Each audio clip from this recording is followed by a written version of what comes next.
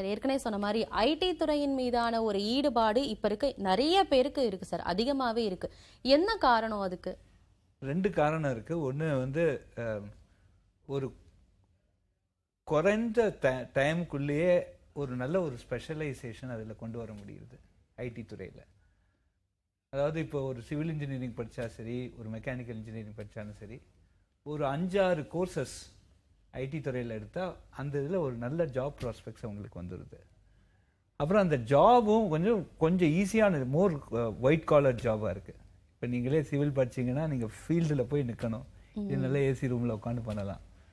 2வது. அப்புறம் 3வது வந்து இதில் நம்பர் ஆஃப் ஆப்பர்ச்சுனிட்டிஸும் ஜாஸ்தியாக இருக்குது.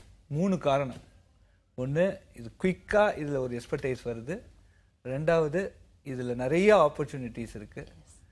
3வது, அவங்களுக்கு இந்த ஒரு ஒரு மோர் கம்ஃபர்டபுள் ஒர்க்கிங் என்விரான்மெண்ட் ரொம்ப கம்ஃபர்டபுளா இருக்கு. இதனால தான் அந்த ஐடி ஜாபுக்கு ஒரு ஈர்ப்பு அதிகமாகவே ஜாஸ்தியாக இருக்குது.